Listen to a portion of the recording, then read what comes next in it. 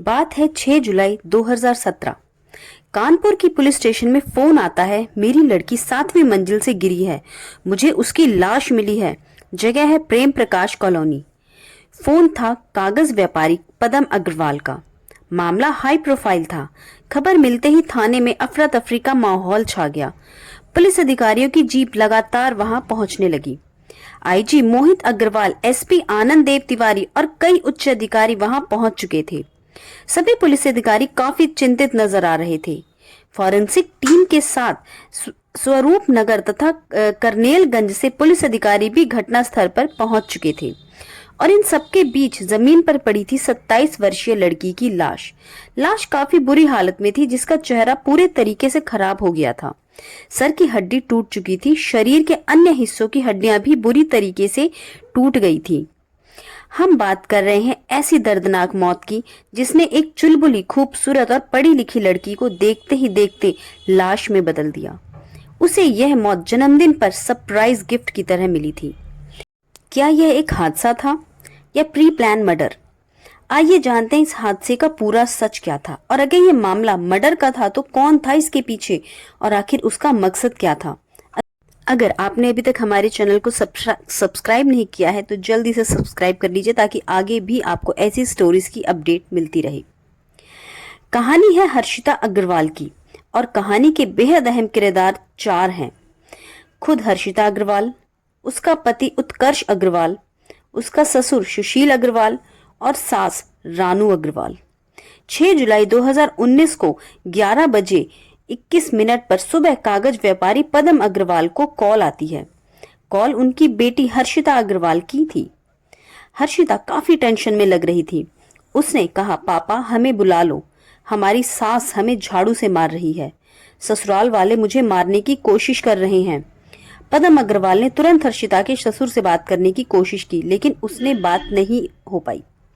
पिता पदम अग्रवाल हर्षिता के घर जाने के बारे में सोच ही रहे थे कि 12:42 दोपहर को एक बार फिर फोन आया, लेकिन इस बार यह उनकी प्यारी बेटी का नहीं बल्कि उनके ससुर का सुशील अग्रवाल का कॉल था, जिन्होंने उन्हें अल्फा रोड अपार्टमेंट स्थित अपने आवास पर तुरंत पहुंचने के लिए कहा। पदम अग्रवाल पत्नी संतोष और बेटी दीपिका के साथ वहां पहुंचते हैं, लेकिन आगे बढ़ते ही उनके पैरों तले जमीन हिल गई। सामने पड़ी थी हर्षिता की लाश। हर्षिता के ससुराल वालों ने इस हादसे को आत्महत्या का मामला बताया। पुलिस ने कड़ाई से जांच पड़ताल शुरू कर दी और पुलिस ने ऐसी सनसनीखेज सच खोज निकाला जिसे सुनकर आपका दिल दहल जाएगा। दोस्तों, अपराधी कैसा भी हो वह बच नहीं सकता। पदम अग्रवाल अपने परिवार के साथ सरोजनी नगर क्षेत्र के मूर्ति विहार में रहते थे।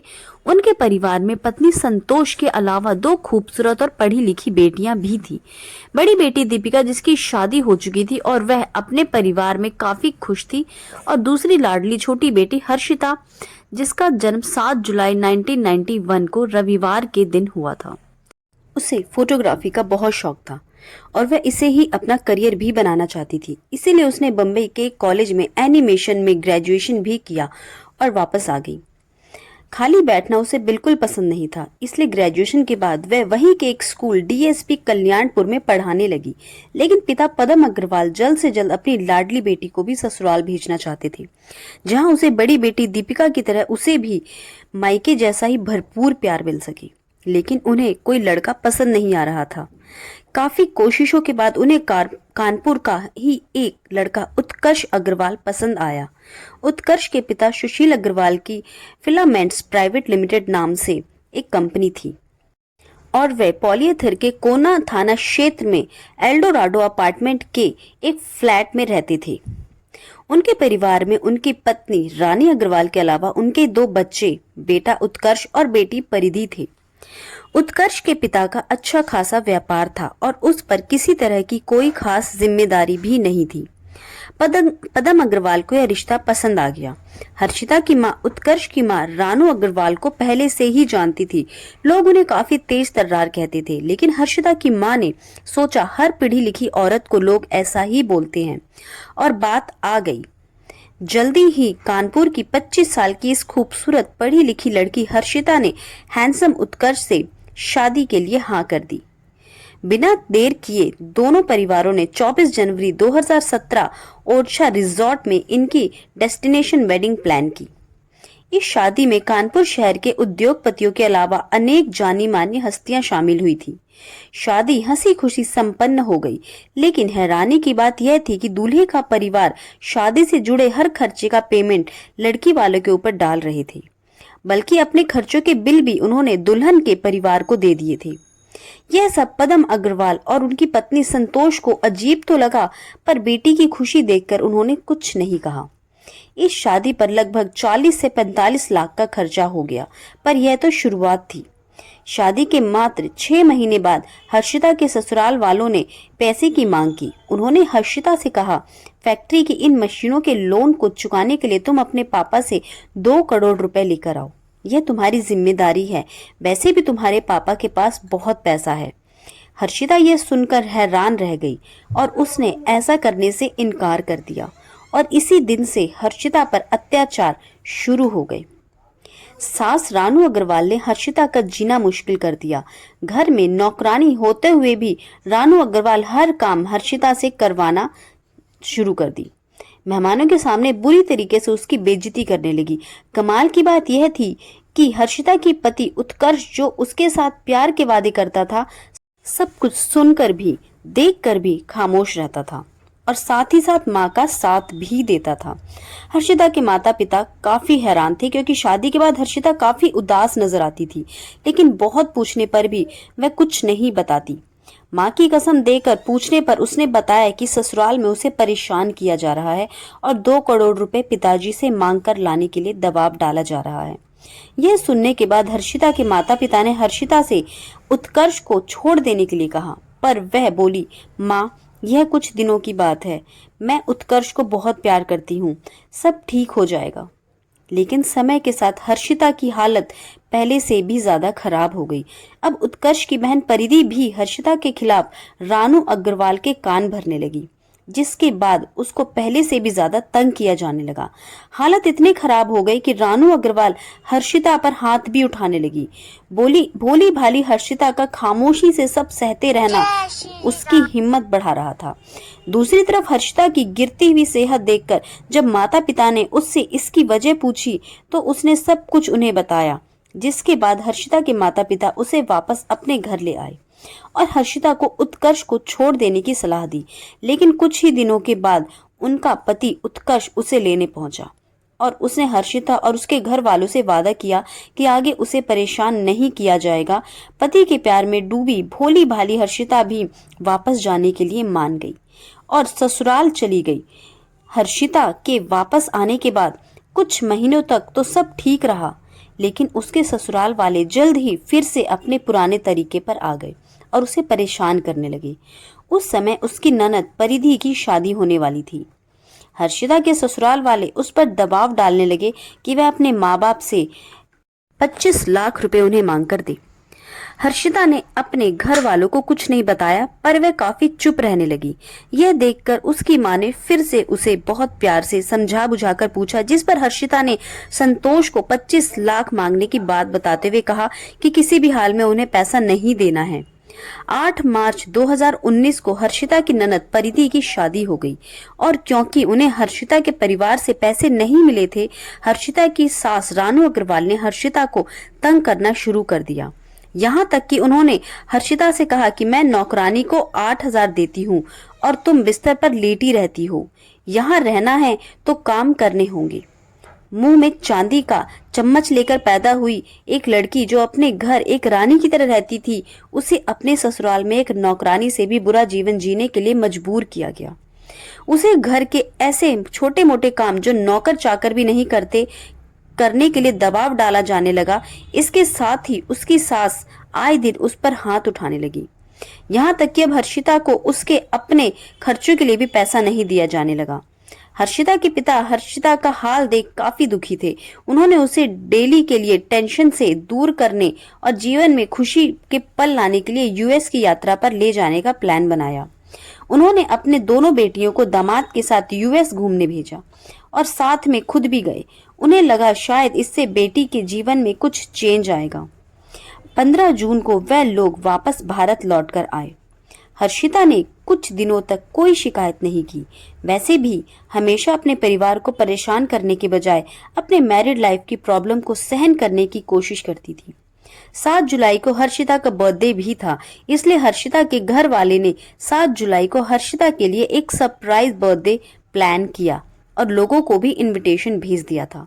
लेकिन उनके जन्मदिन के ठीक एक दिन पहले 6 जुलाई 2019 को 11:02 पर सुबह हर्षिता ने अपने पिता को फोन किया और उनसे घर ले जाने के लिए रिक्वेस्ट करते हुए अपने पापा से कहा कि पापा हमें बुला लो, हमारी सास हमें झाड़ू से मार रही है।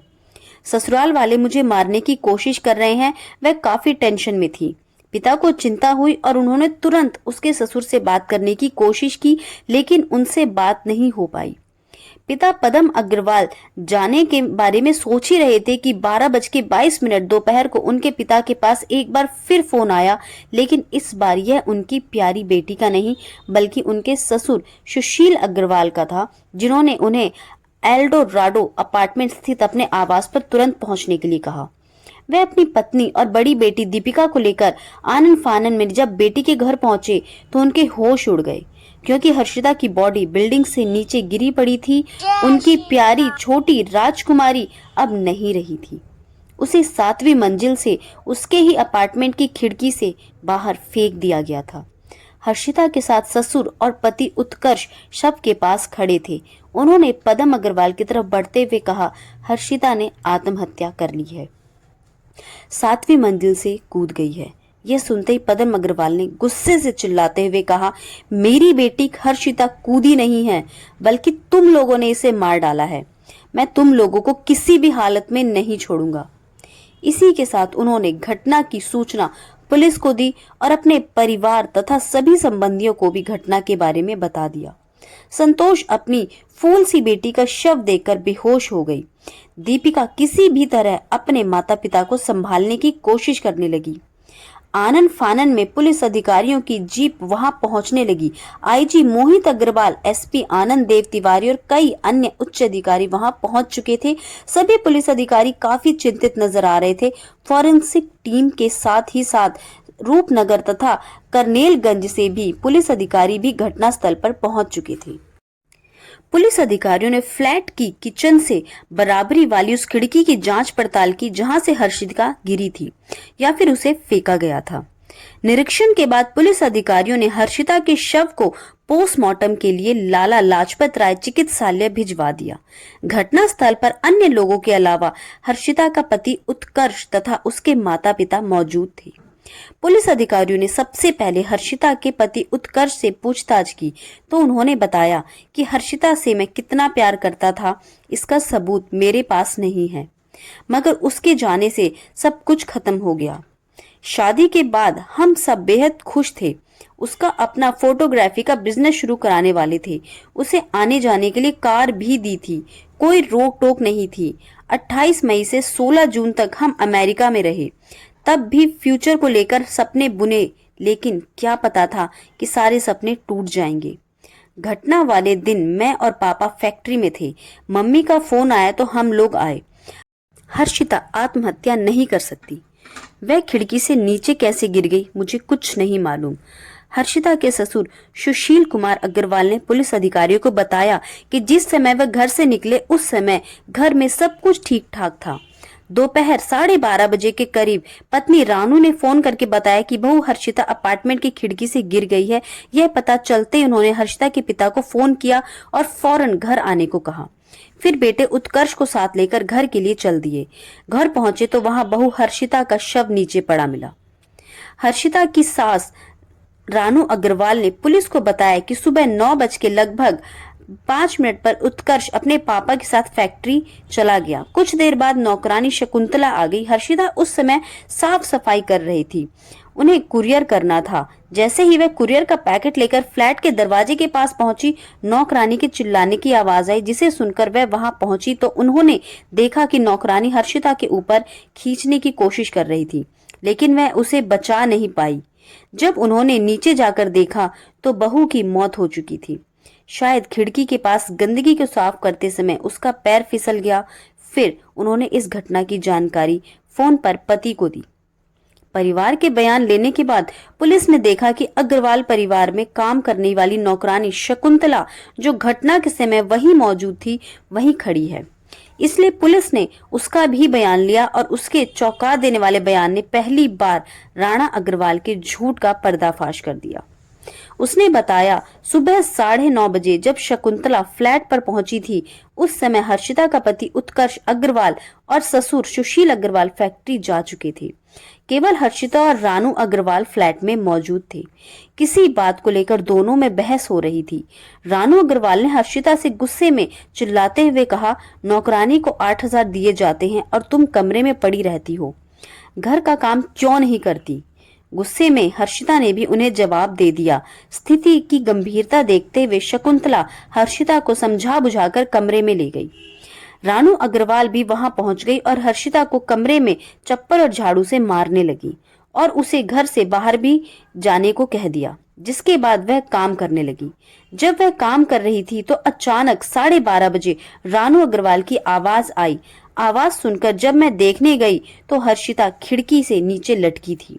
नौकरानी ने उसे ऊपर खींचने की कोशिश की, लेकिन सफल नहीं हो पाई।